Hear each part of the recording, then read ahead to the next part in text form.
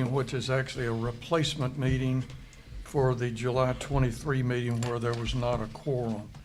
If you would, let's all stand for the Pledge of Allegiance. I pledge allegiance to the flag of the United States of America and to the republic for which it stands, one nation, under God, indivisible, with liberty and justice for all.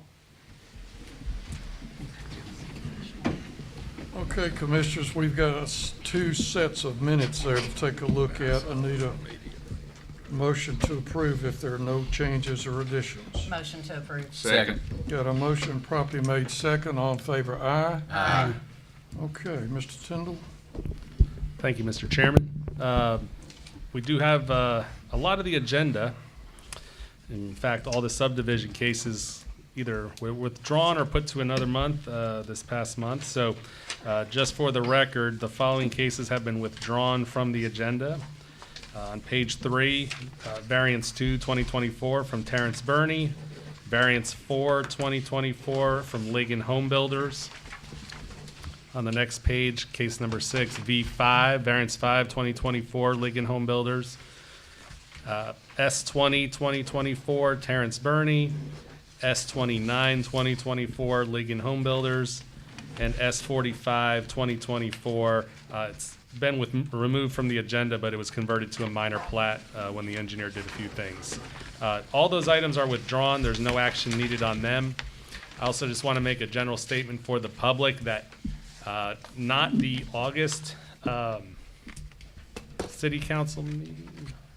Yes, I think the August city council meeting will be in these chambers, as will the September public hearing. So the public meeting references that go out in the newspaper, the ads that go out in the newspaper will reference being in this room. But for the next two city council meetings, actually the next 3, the voting session, their executive session, and then the following voting session will be at this location. So just keep that in mind for those 6 p.m. meetings. For the public hearing will be in this as they do some rehab work on the city council chambers. All right, Mr. Chairman. Okay, before Mr. Spainhoward starts the rezoning, I think everybody here knows what the program is. On rezonings, we allow up to 3 speakers for, 3 speakers against, a limit of 3 minutes each, and then the applicant has an opportunity to rebut. Keep in mind that our recommendations, our votes today on rezonings are recommendations only. They go forward to the city council or the county commission. They will make the legal vote at that body. Let's see. If you want to make sure when those dates are for city and county, it's on your agenda, page 1. So make sure you take a copy of the agenda with you if you want to go forward to those meetings. Mr. Spainhower. Mr. Chairman, Planning Commissioners, thank you for the opportunity to be here. Your first application is Z26-2024. It's on page 1 of your city staff report. It is the application of Jonathan Blick.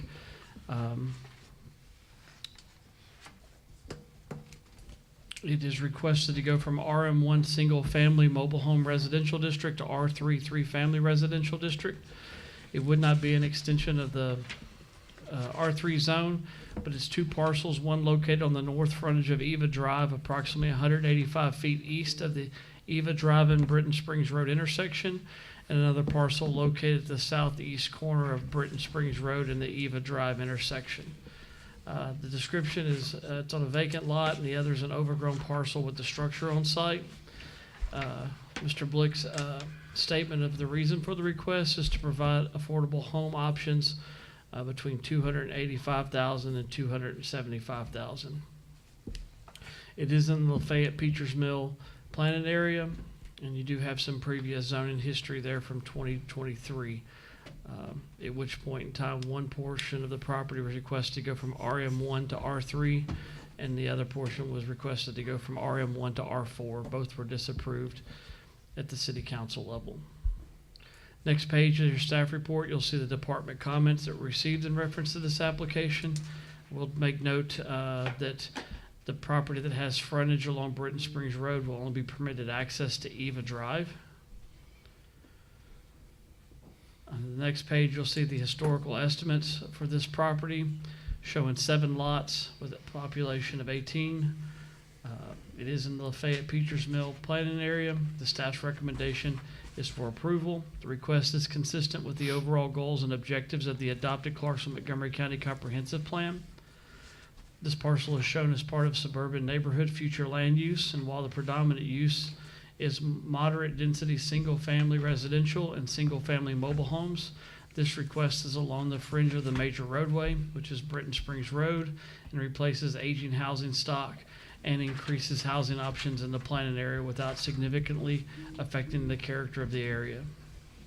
General recommendations for the Lafayette and Peters Mill planned area include promoting infill within neighborhoods with aging housing stock and maintain a desirable mixture of affordable housing types throughout the area.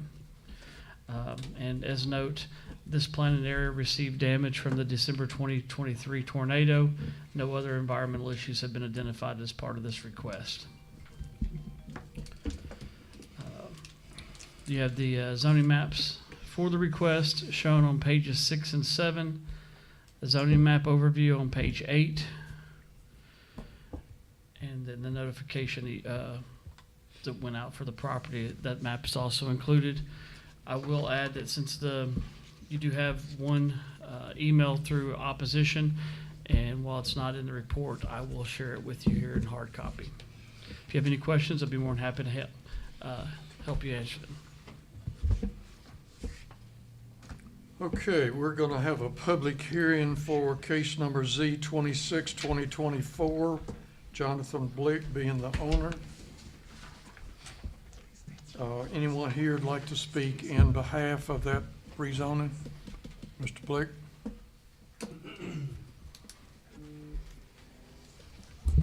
Jonathan Blake, 2015 Mossy Oak Circle. Just a couple things before we get started. Well, I guess my handwriting was a little bit rough there, but these homes are supposed to be priced between the $235 and $275 price range, so not the $285 to $275. So we're just trying to hit that affordability mark. We feel like those will definitely move as soon as we get those built, and of course a lot of people will probably have some interest before we do get those complete. And then also there is R3 I guess to the north of us on this property. It'd be 712 and 714 Britton Springs Road. It does connect to that.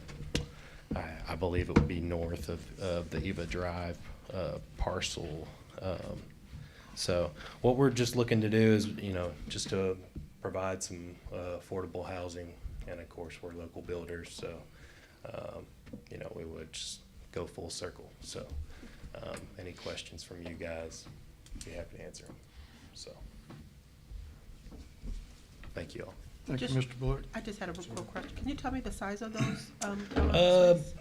So we're around, $200 a square foot is the going rate for new construction. So, anywhere from that 1,000 square foot to maybe 1,400 square feet. Just depends on if we're able to do, garages on that parcel or not. And that just typically goes down to the width of the lot. A 30-foot lot with the setbacks does allow us to do a 20-foot wide house, and that would able us to do a garage, which would probably do a little bit more square footage. So, Thank you. yep. Thank you, Mr. Blick. All right, thank you. Anyone else would like to speak in favor of Z26? Anyone who would like to speak against Z26? Yes, sir. Name and address, please, sir. My name is Tony Winters. I'm at 2818 Nate Hoosier Lane. I own the property adjacent to Mr. Blick's property on Britton Springs Road, Lot 139. I am opposed to his building of 3 units on each of his lots, as that would put 6 units extremely close together in an area that I have sent an email to Mr. Spain Howard in regards to, with my 4 objections as to why I object to this. The sewage area In that area, the sewer system has not been upgraded in years. And as one time I lived over there, my bathtub would not drain when it rained. And I've seen no evidence of any upgrade to the sewer system. On that corner of Britton Springs Road and Eva Drive, you have 3 blind curves. So it would be difficult for school buses to stop in that area and pick up children when families move into those homes.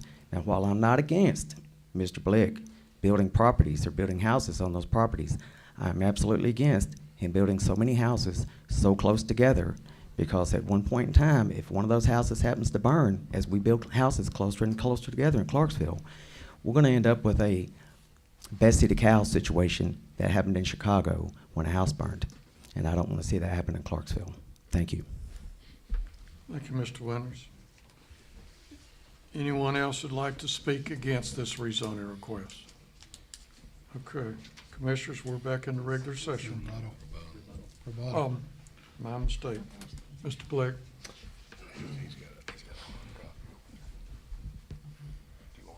Just to follow up on that, we do hear your concerns.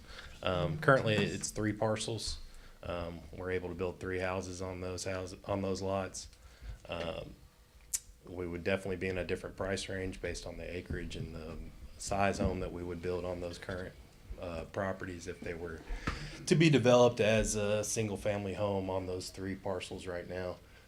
Currently, the largest parcel, which is on one side of the street, is 2 parcels, and then the one to the north, I guess, of this paper would be 1 parcel as well.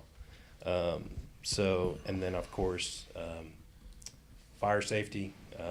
We are definitely doing everything we can to protect those homes from being burned up. And then also, there's fire protection in place for them to spread from one neighbor to another. And it's all fire rated to make sure that that fire department can get to that property in the ample amount of time. So we hope that we've addressed his concerns, and if he has anything further that he'd like to talk about, we can talk to him after. Thank you. I didn't, don't look at my notes. No questions? Thank you.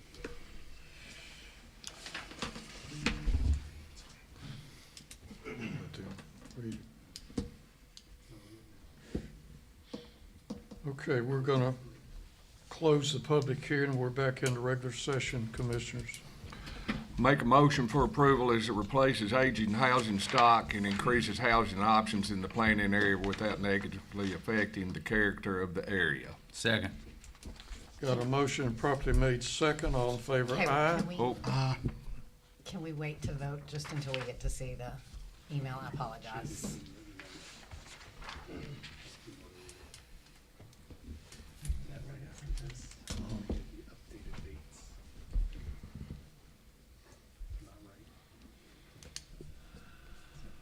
Oh, okay. Okay.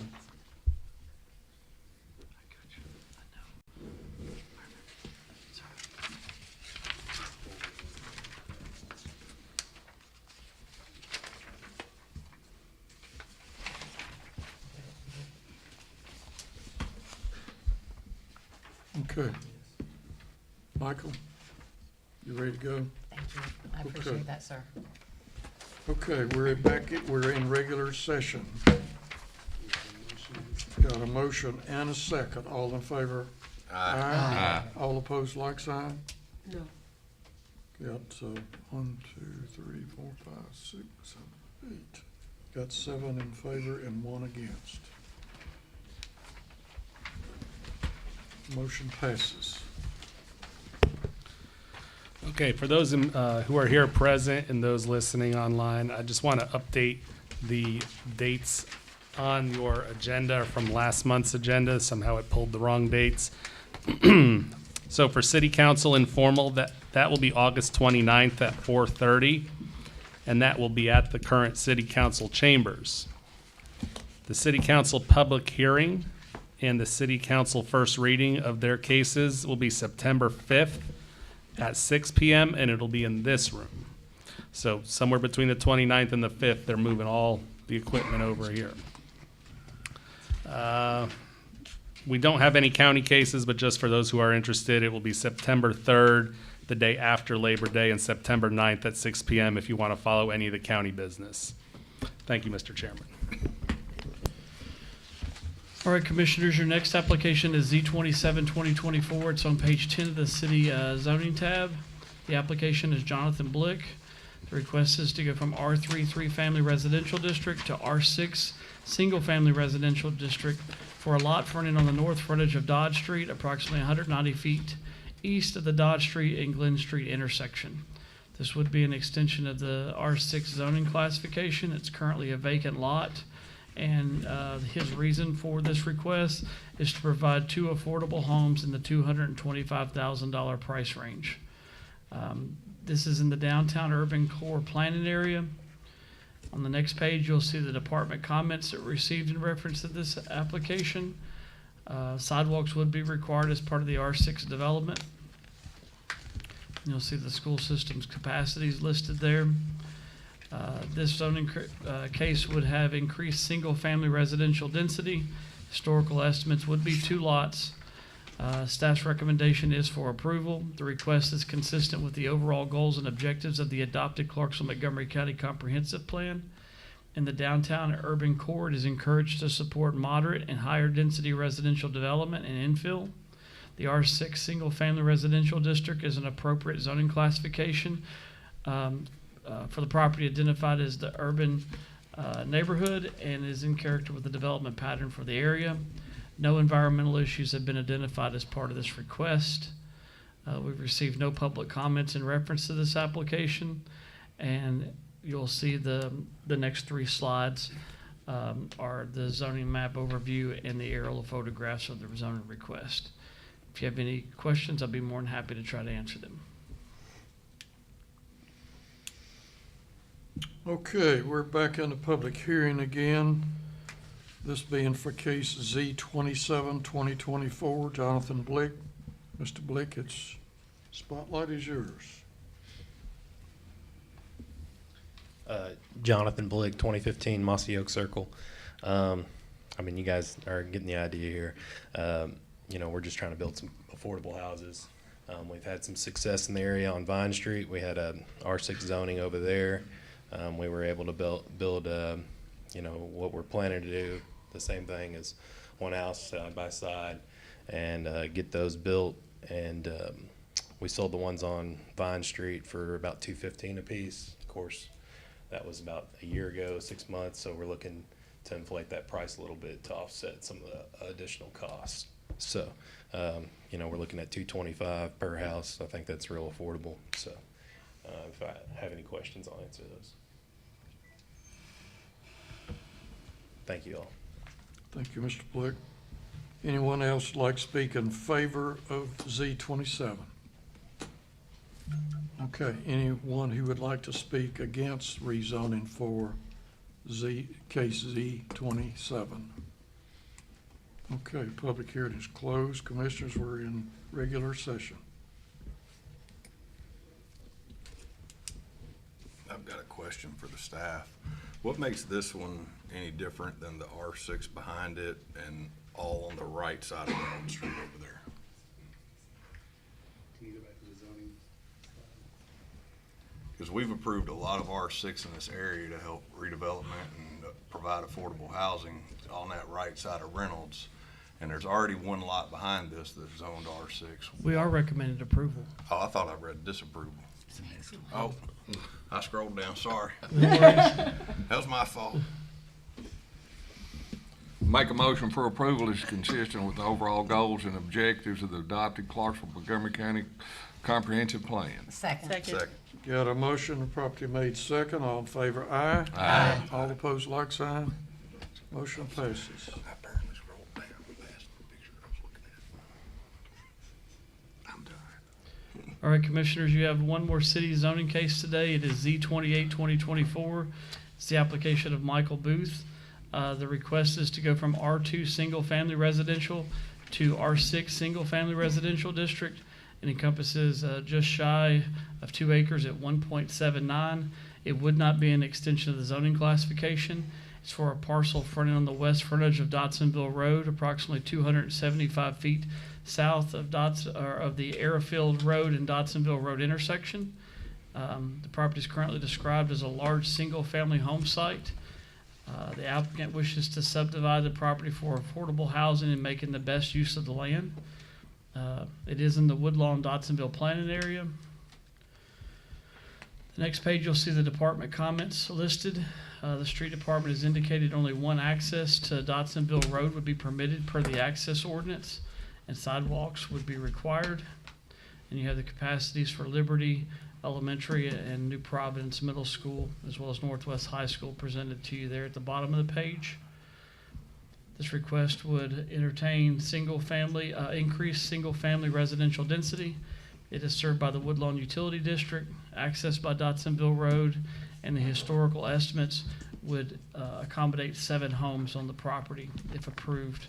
Staff's recommendation is for disapproval. This request is not consistent with the overall goals and objectives of the adopted Clarksville-Montgomery County Comprehensive Plan. The proposed R6 single-family residential zoning classification is out of character with the surrounding development pattern. The current R2 single-family residential district is the correct zoning classification for the property and aligns with the access ordinance, would permit the division of the property into 2 lots and would be required to share a single driveway access permitted per the access ordinance. And there's been no adverse environmental issues identified as part of this request. We've taken several phone calls in reference to this application, many with questions, several with opposition. There's been no formal emails sent in reference to the application, but we did share the meeting date. And then you have the zoning map and aerial overviews there provided on 25 through 26, and then the notices on page 27. If you have any questions, I'll be more than happy to try to answer them for you.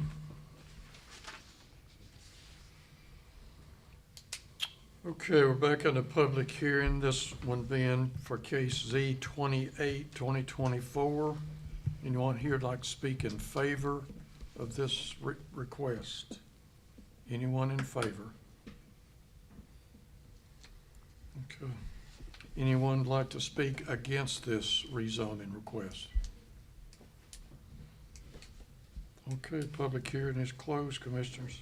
I make a motion for disapproval based on the current R2 single-family residential district as the correct zoning classification for the property and aligns with the access ordinance, of which would permit the division of the property into 2 lots and would be required to share the single driveway access permitted by the access ordinance. Second. We got a motion and a second, properly made second for disapproval. All in favor, aye. Aye. All opposed, like sign. Motion is disapproved. As mentioned earlier, Commissioners, we do not have any subdivision cases that had to be brought to you in the month of July. We do have quite a few for August, so please come back. We'll move now on to page 6 of the agenda. This is the site reviews. I'll read the statement here. We will review these and pass these all in a consent agenda. All items in this portion of the agenda are considered to be routine and non-controversial by the staff of the Regional Planning Commission and may be approved by one motion. However, a member of the audience, the commission, or the staff may request that an item be removed for separate consideration. The staff does not need to remove any of these for additional consideration. Is there any member from the public that would need to discuss any of these site plans on page 6, 7 of your agenda? Otherwise, we will make a motion for conditional approval of them.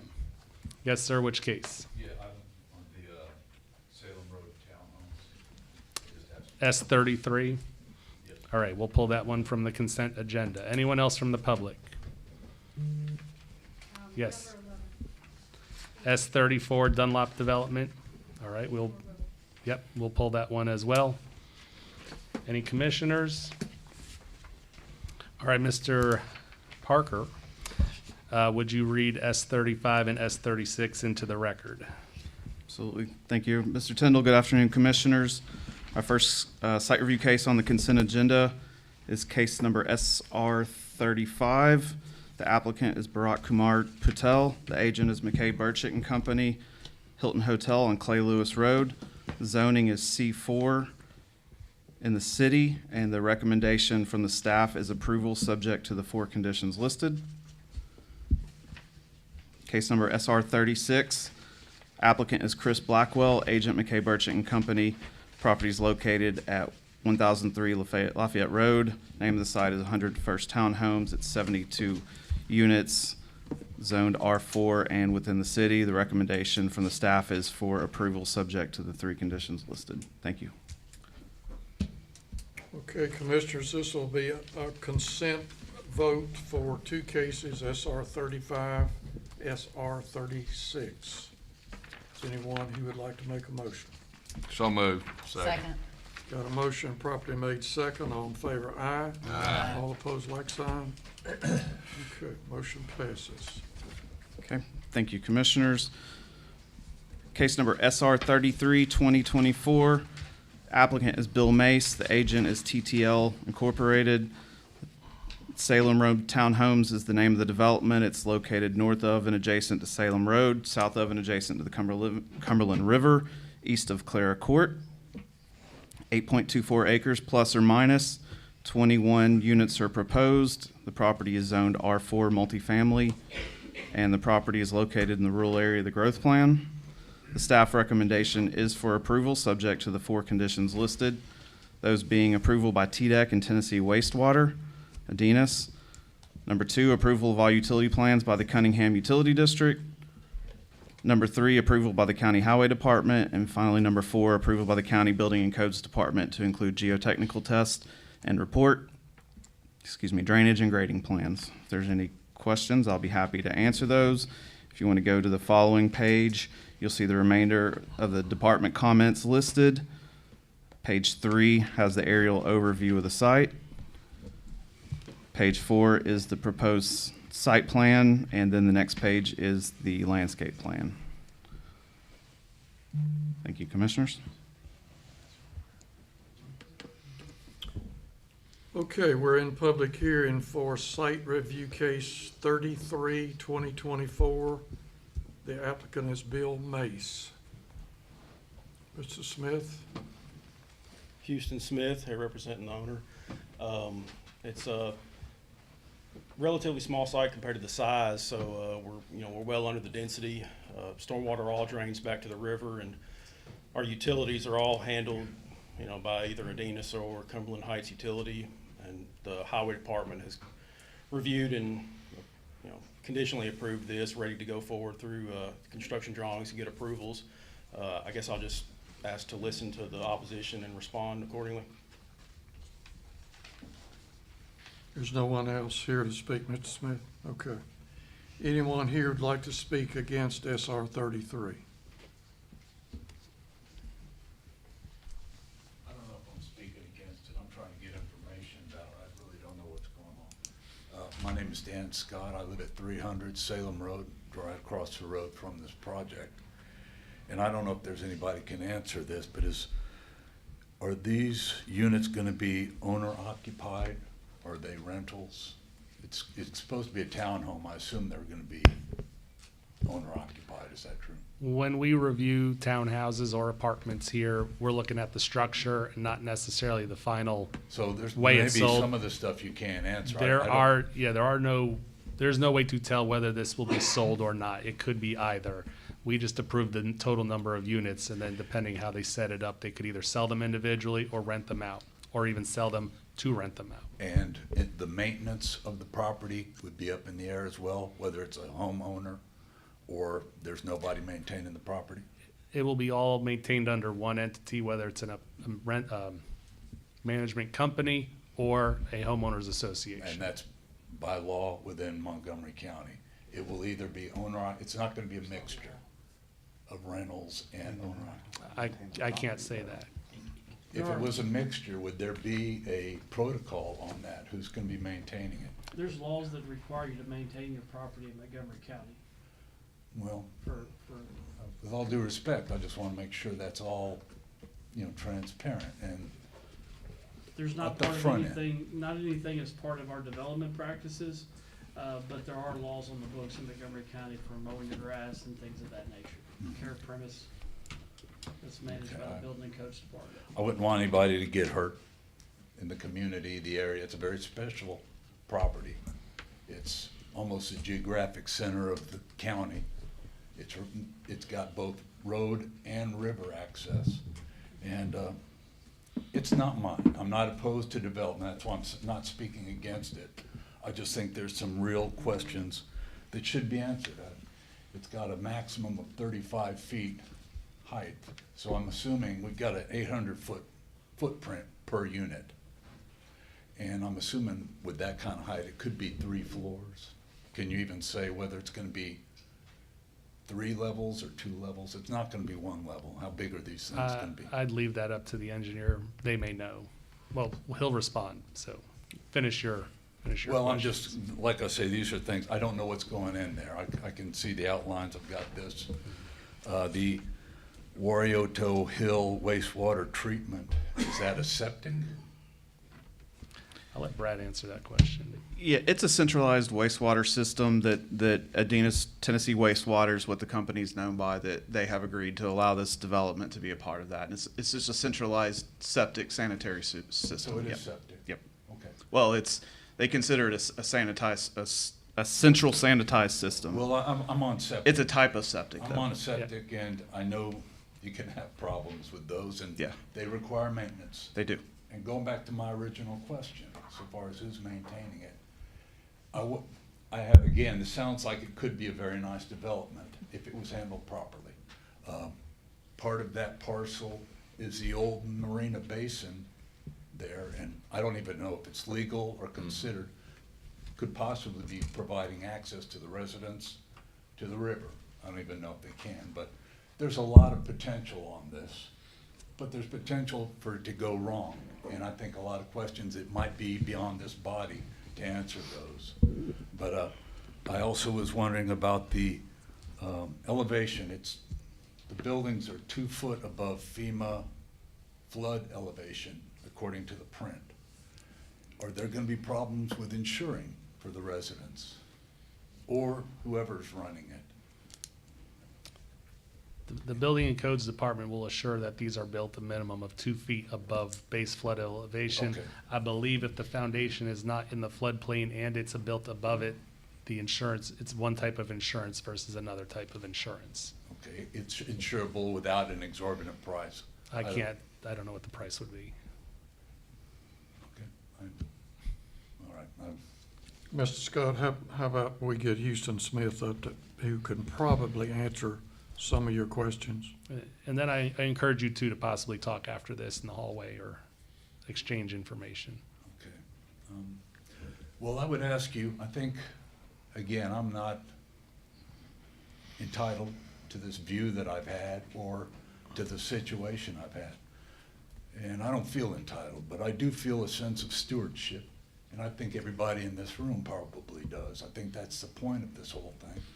And I would just like you to consider that there's a special place, and these are, I think, valid questions that I've brought here. Maybe not for this body, but we need to find out what's going on, if it can be handled off or mishandled some way. I would ask you to consider that before you approve it, because I think there's a lot of questions. If you can't answer them, excuse me, if you can't answer them, then maybe we should try to hold off until we can answer them. Whether they're gonna be owner occupied, rentals, who's gonna maintain the property. I understand that we're supposed to be maintaining our property, but I see that doesn't always happen.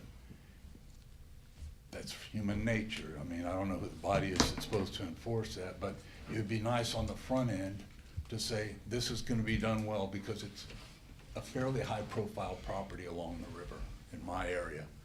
And again, like I said, I feel a sense of stewardship, both to my community and to the area, and I would like to, I'm just speaking on that concern. So your counsel to me is to talk to Mr. Mace to get any of this? Mr. Smith is the engineer of the project. He'll go on the record here, answer anything he can, answer any additional questions the commissioners may have, and I do encourage you both to talk afterward. There will be no recourse after this? Correct.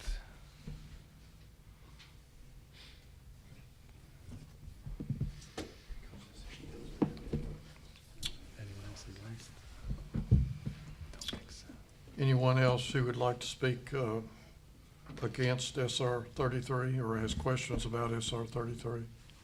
Seeing none, we'll close the public hearing. Commissioners, Let Mr. Smith maybe answer a question.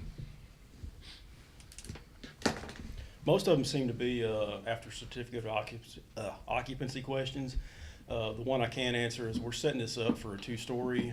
The 35 feet will be, you know, like the eaves as it kind of goes up taller, but 2 inhabitable stories. Owner occupied is for rental. You know, we're setting it up for both, whether it's, and it could be a mixture, whether it's, you know, a homeowners association owning several of them, or, you know, the grounds itself, or if one agency or something, you know, owns the whole thing and rents it all out and maintains the grounds, whether or not somebody's gonna be responsible for maintaining it, and they'll be the ones who get the call from building and codes if there's a problem. The centralized wastewater will be handled by Tennessee Wastewater. It is a public-private, it's private, but they're more so public, I guess. It's kind of a weird situation, but they are, you know, fully responsible for the sewer. Anything that happens, they will make sure that sewer is accessible by this property. And Cunningham Utility District has been made aware of it, and they can handle the water, so utilities shouldn't be an issue. Building and codes will be responsible for making sure that the pads are at a certain elevation based on the code being 2 feet above. So if there's some earthwork that's required, we'll have to move some dirt around on site, get approved by FEMA if we're, you know, moving the elevations or anything around there. There's quite a few steps past this point to get these buildings up, and this is just the first step to make sure that we're within code, you know, setbacks, parking, everything that we want to go forward with designs.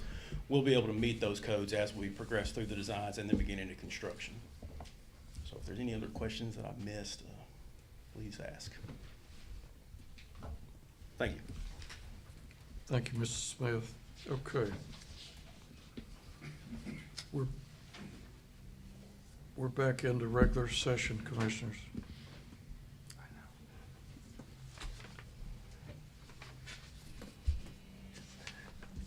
Make a motion for approval. Second. Got a motion of property made second. All in favor, aye. Aye. All opposed, like sign. Okay, motion passes. Mr. Parker? Okay, thank you, Commissioners. Our next case is case number SR 34, 2024. Applicant is Dunlop Developments LLC. The agent is Houston Smith. Property is located at 860 Needmore Road. It is a total of 45-unit apartment development. The property is zoned R4 multifamily, and it is within the city. The staff recommendation is for approval, subject to the 5 conditions listed. Read those through those real quick. Number 1, approval of all utility plans by the Office of the Chief Utility Engineer. Approval of all grading, drainage, and water quality plans by the City Street Department to include road and sidewalk improvements as required. Reservation of right-of-way along Needmore Road as required by the Clarksville Street Department. Approval and recording of the plat, and the final approval of the landscape plan. Department comments are listed on page 6 and continue on to page 7. Page 8 is the aerial overview of the site, followed by page 9, which is the proposed site plan, and I believe page 10 has the landscape plan up until this point. If there's any questions for the staff, I'll be happy to try and answer those. Otherwise, we will need the public hearing. Thank you. Mr. Chairman, Yes. this won't affect Rhonda Roundabout anyway, will it? On Needmore Road. Not that I'm aware of. The street department was a part of the conversation, and they provided their comments, and they did not have any concerns in regards to that. They did want some right-of-way, 10 feet of right-of-way to be shown as reserved for future widening if we need more road. Yeah, this project is just west of the finished, when that entire roundabout project is completely finished out with the final pavement. This is just west of that.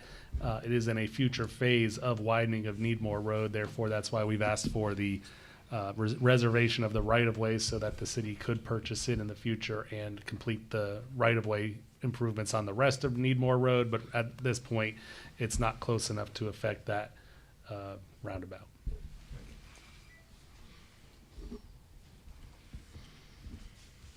Okay, we're in the public hearing.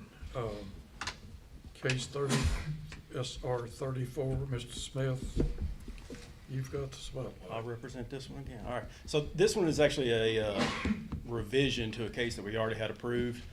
I think we already had 32 units kind of on the north-south.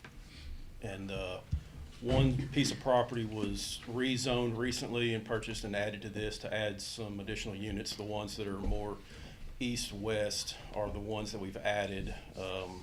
Everything else really just kind of maintains the same configuration that was originally approved.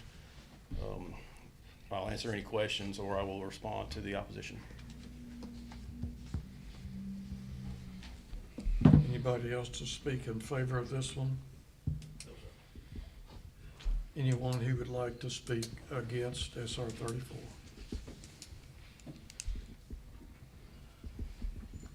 When this came, Karen Reynolds, City Council Person, Ward 9. When this came to the City Council, we were concerned. We're always concerned for added traffic onto Needmore because we're waiting for it to be widened. It was approved because it was only 32 units and they were low income. When I look at the diagram that's online, you can't blow it up and read the comments. I wish we would maybe fix that so we could read more from the community. Like I can't make it bigger and read everything when I expand it. So I have a concern that I know there was water drainage concerns there, as well as adding additional units here into an already crowded road.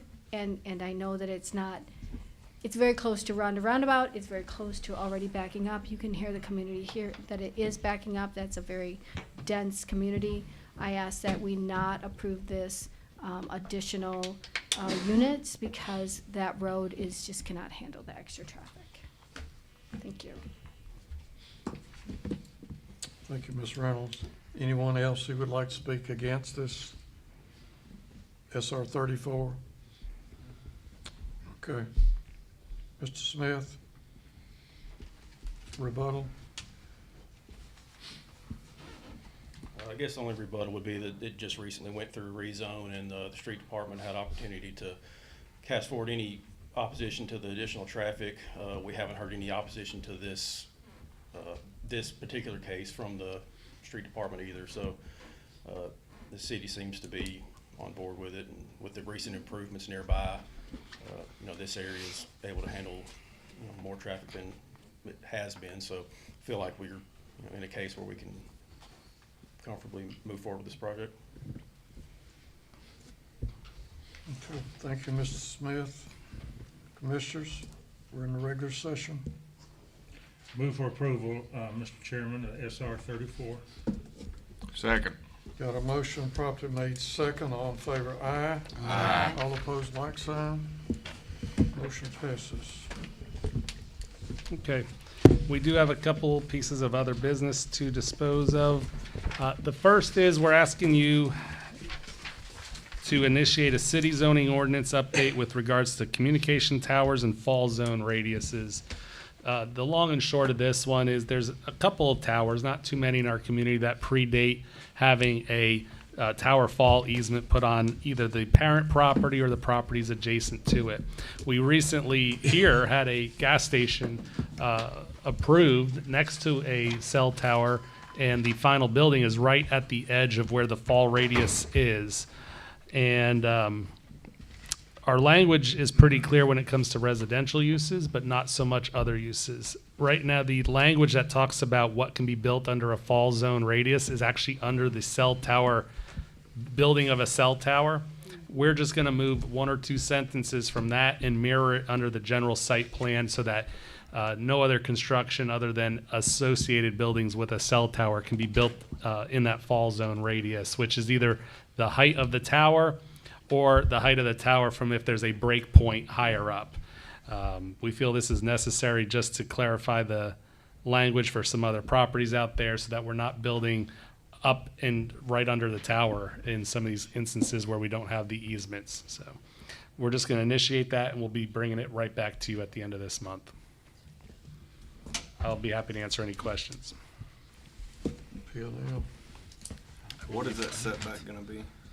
The setback is just the height of the tower. So if you took the height of the tower on a property and you just draw a radius around it, that's what it is. Unless the tower, some are engineered with multiple break points, it's from your highest break point. So if it's only the top 50 feet, it's only 50 feet. If it's the whole 150-foot tower, it's 150 feet. All newer towers have the radius easement built in. Some older ones do not. And either on the parent property or adjacent properties, there's been some discrepancy about what can be built under there. We have met with the code department, and they do agree with this change kind of being necessary going forward. Okay. P&L, Mr. Tindall, I will need a motion on this. you need a motion to, Initiate. okay. Motion to initiate the zoning ordinance update. Second. Got a motion properly made second. All in favor, aye. Aye. All opposed, like sign. All right. On your tablets, there is the monthly profit and loss statement. I'll be happy to answer any questions or ask for your approval.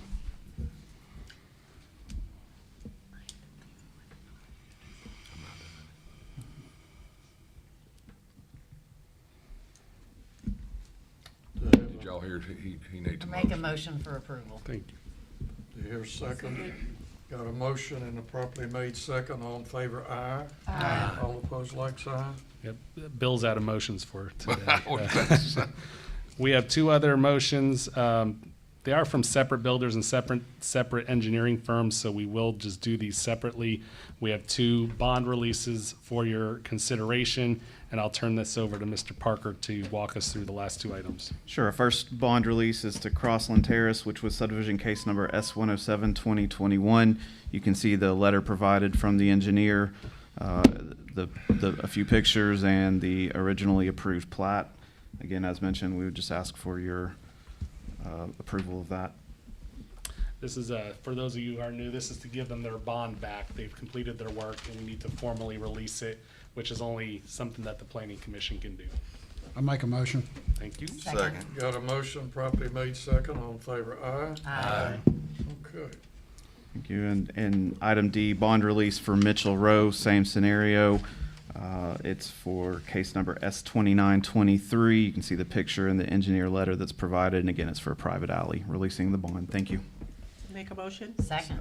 Got a motion and a properly made second. All in favor, aye. Aye. All opposed, like sign.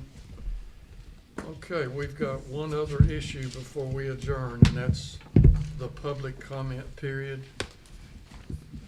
Is there anybody out there who has something they would like to talk about for 3 minutes that's not in today's minutes, in today's program? Seeing none, motion to adjourn. Motion to adjourn. Second. Second. Good job.